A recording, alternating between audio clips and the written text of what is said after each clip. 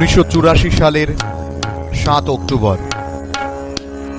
অযোধ্যায় রাম মন্দির নির্মাণের লক্ষ্যে গঠিত হয় রাম জন্মভূমি অ্যাকশন কমিটি। 9 নভেম্বর 2019 সালে সুপ্রিম কোর্টের তৎকালীন প্রধান বিচারপতি রঞ্জয় গগৈয়ের নেতৃত্বাধীন সাংবিধানিক বেঞ্চ সর্বসম্মতিতে মামলার রায়ে উল্লেখ করেন অযোধ্যায় বিতর্কিত জমি রামলালার সুন্নি ওয়াকফ বোর্ডকে অন্যত্র 5 একর জমি দিতে হবে। সরকার মনে করলে অধিগৃহীত জমি থেকেই 5 একর জমি দিতে পারে কিংবা অন্য কোথাও জমি দিতে পারে। ট্রাস্ট তৈরি করে রাম মন্দির নির্মাণ করতে আদেশ দিয়েছিলেন সেদিন সুপ্রিম কোর্ট, দেশের সর্বোচ্চ আদালত। তারপর থেকেই জোর কদমে শুরু হয়েছিল কাজ। আর আজ সেই মহেন্দ্রক্ষণ, যেখানে আমরা দাঁড়িয়ে রয়েছি, রামলালার প্রাণ প্রতিষ্ঠা হয়ে গেল। প্রধানমন্ত্রী নরেন্দ্র মোদী গর্ভগৃহের ভেতরে রয়েছেন। যারা পূজারীরা রয়েছেন, পুরোহিতরা রয়েছেন, প্রধান পুরোহিত থেকে শুরু করে প্রত্যেকেই প্রধানমন্ত্রীর সঙ্গে বার্তালাপ করছেন। সেই ছবি সরাসরি আপনারা দেখতে পাচ্ছেন শুধুমাত্র পাবলিক নাওয়ের পর্দায়। এবং গর্ভগৃহের ভেতরে রয়েছেন উত্তরপ্রদেশের মুখ্যমন্ত্রী যোগী আদিত্যনাথ, আরএসএস প্রধান মোহন ভাগবত, উত্তরপ্রদেশের রাজ্যপাল থেকে শুরু করে পুরোহিত এবং সন্ন্যাসীরা প্রত্যেকের উপস্থিতিতেই বিশেষ পূজার্চনার মধ্য দিয়ে রামলালার প্রাণ প্রতিষ্ঠা হয়ে গেল। সেই ছবি আপনারা দেখতে পাচ্ছেন। গর্ভগৃহ থেকে সরাসরি প্রধানমন্ত্রী পা ছুঁয়ে প্রণাম করছেন। রাম মন্দিরের যিনি প্রধান পুরোহিত রয়েছেন কথা বলছেন অন্যান্যদের সঙ্গেও।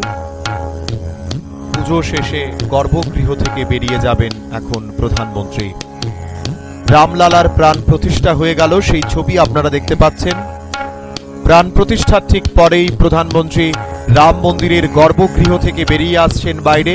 সরাসরি সেই ছবি আপনাদেরকে দেখাচ্ছি। অগণিত দর্শক অপেক্ষা করছেন, অগণিত অতিথিরা অপেক্ষা করছেন প্রধানমন্ত্রী কি বলেন তা শোনার জন্য এবং এই সুন্দর মহেন্দ্রক্ষণের এই সুন্দর যে একটা দৃশ্য তা উপভোগ করতে।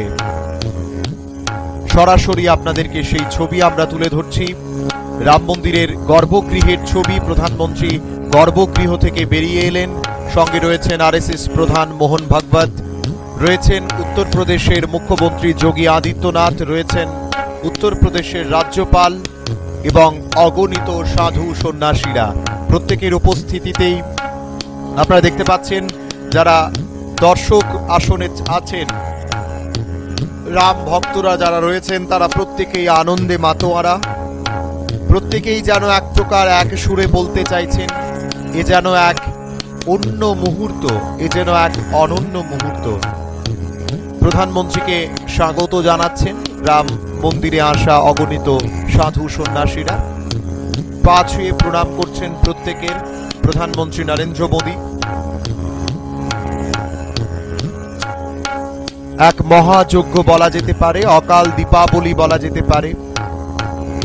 দীর্ঘ 500 বছরের অপেক্ষা, তারপরেই এই সুন্দর মুহূর্তের আমরা সাক্ষী হলাম। প্রধানমন্ত্রীকে হাতে আংটি পরিয়ে শুভেচ্ছা জানালেন রাম মন্দিরের যিনি প্রধান পুরোহিত রয়েছেন। ছবি সরাসরি আপনাদেরকে দেখাচ্ছি। কেউ মালা তো কেউ উত্তরীয় পরিয়ে প্রধানমন্ত্রীকে শুভেচ্ছা জানাচ্ছেন।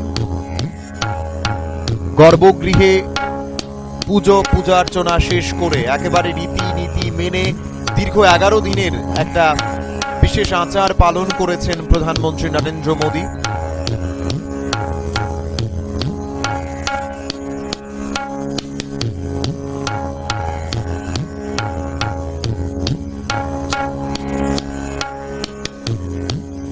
সেই ছবি আপনাদের কাছে আমরা তুলে ধরছি। মন্দির চত্বরে সূর্য, গণেশ, শিব, দুর্গা, বিষ্ণু, ব্রহ্মার মন্দিরও অন্তর্ভুক্ত থাকবে। যদিও সেই মন্দিরগুলি এখন নির্মীয়মান, এখনো সম্পূর্ণ হয়নি। প্রধানমন্ত্রী নরেন্দ্র মোদী 2020 সালের 5 অগাস্ট রাম মন্দির নির্মাণের সূচনার জন্য ভূমি অর্জন করেছিলেন। সেই 5 অগাস্টের পর থেকে আমরা প্রতিটা মুহূর্ত, প্রতিটা ক্ষণ অপেক্ষা করেছি কখন গোটা মন্দির সেজে তৈরি হবে, কখন গর্ভগৃহ তৈরি হবে, কখন রামলালার প্রতিমা সেখানে স্থাপিত হবে। এবং সেই মোতাবেক আমরা সেই ছবি আপনাদের কাছে এই মুহূর্তে আমরা যে আনন্দ ঘন মুহূর্তের সাক্ষী হলাম, সরাসরি আপনারা পাবলিক নাওয়ের পর্দায় সেই ছবি দেখতে পাচ্ছেন। অযোধ্যা একেবারে সেজে উঠেছে বলা যেতে পারে। অকাল দীপাবলির সাক্ষী গোটা অযোধ্যা। গোটা অযোধ্যা বললেও ভুল হবে, গোটা দেশবাসী, পাশাপাশি আমাদের রাজ্যেও বিভিন্ন জায়গায় আমরা দেখতে পেলাম আজকে বিশেষ পূজার্চনার মধ্য দিয়ে রামলালাকে স্বাগত জানানো হয়েছে।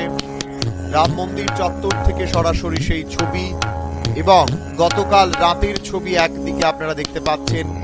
বাজি পোড়ানোর মধ্য দিয়ে যেভাবে আমরা দীপাবলি উদযাপন করি, দীপাবলি উদযাপনের ঠিক একই রকম চিত্র আমরা কিন্তু আজকে দেখতে পাচ্ছি রাম মন্দিরের উদ্বোধনের মধ্য দিয়ে। প্রাণ প্রতিষ্ঠা হয়ে গেল, প্রধানমন্ত্রী নরেন্দ্র মোদী গর্ভগৃহ থেকে বেরিয়ে আসছেন। বাইরে অগণিত অতিথিরা অপেক্ষা করছেন প্রধানমন্ত্রী কি বলেন তা শোনার জন্য। অমিতাভ বচ্চন থেকে শুরু করে রণবীর কাপুর, আলিয়া থেকে শুরু করে একাধিক বলিউড তারকারা এই মন্দির চত্বরে আমন্ত্রিত হয়ে উপস্থিত হয়েছেন। মন্দির চত্বরে রয়েছেন ক্রীড়া জগতের অনেক তারকা, রয়েছেন রাজনৈতিক দলের অনেক নেতৃত্ব, দেশ বিদেশের অগণিত পুণ্যার্থী যারা এই বিশেষ মুহূর্তের আমন্ত্রণ পেয়ে মন্দির চত্বরে এসেছেন। গোটা মন্দির চত্বরের ছবি আপনারা দেখতে পাচ্ছেন। একেবারে ফুল দিয়ে গোটা মন্দির চত্বরকে সাজিয়ে তোলা হয়েছে। যে দীর্ঘ সময়ের অপেক্ষা তার অবসান আজ হয়ে গেল। রামলালার প্রাণ প্রতিষ্ঠার মধ্য দিয়ে এই সুন্দর মুহূর্তের ছবি আপনাদের কাছে আমরা তুলে ধরছি। গোটা মন্দির চত্বর আপনারা দেখতে পাচ্ছেন, একেবারে সাজো সাজো রব। গোটা মন্দির চত্বরকে সাজিয়ে তোলা হয়েছে। গোটা মন্দির চত্বরে রামলালার প্রাণ প্রতিষ্ঠার এক অন্য উন্মাদনা।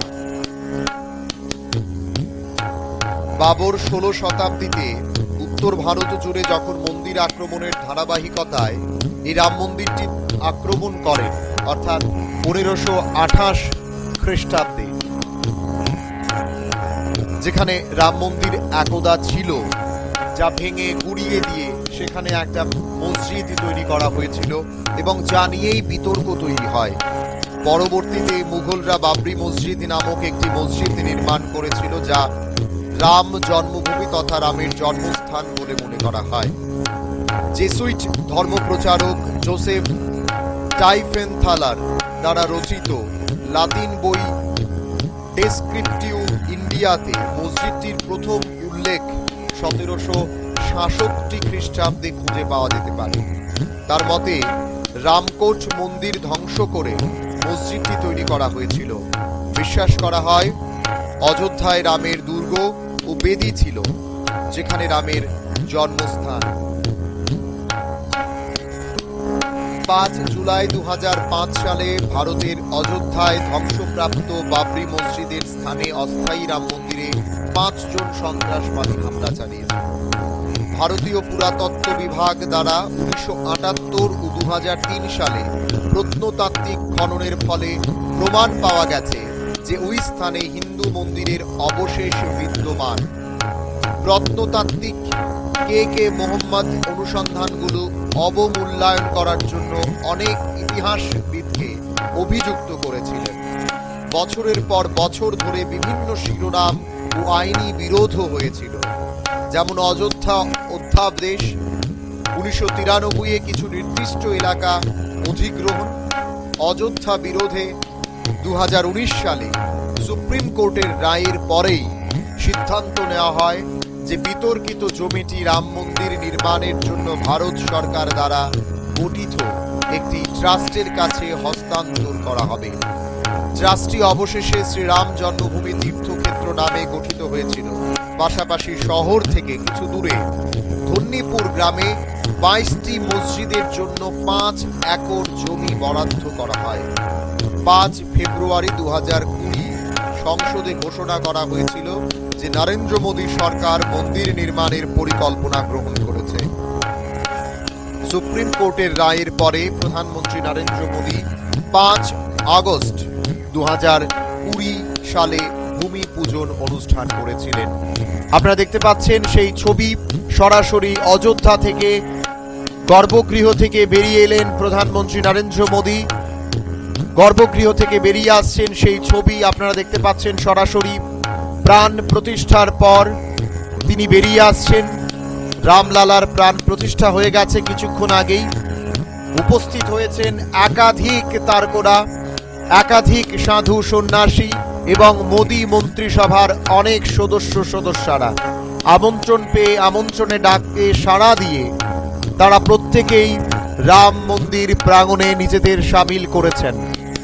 প্রধানমন্ত্রী নরেন্দ্র মোদী রাম মন্দিরের গর্ভগৃহ থেকে বেরিয়ে এসে প্রত্যেককে নতমস্তকে প্রণাম করছেন।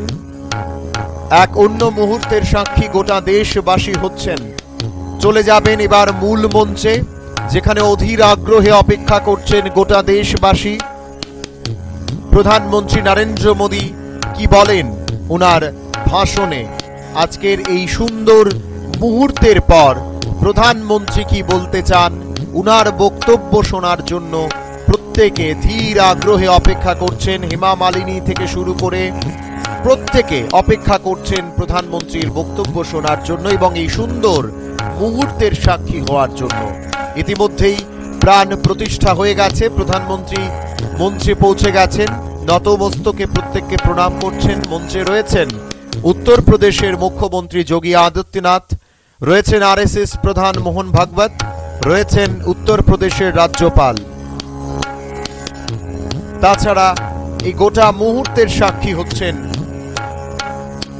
গোটা বিশ্ববাসী, গোটা দেশবাসীর সঙ্গে অবশ্যই আমরা প্রত্যেকে, আপনারা যারা দেখছেন আমাদের টিভির পর্দায়, যারা দর্শকরা দেখছেন, প্রত্যেকে এই মুহূর্তের সাক্ষী হলেন আপনারা। এক অন্য মুহূর্ত, যে মুহূর্ত এবং মন্ত্র উচ্চারণ চলছে, আমরা শুনবো সে মন্ত্র উচ্চারণ।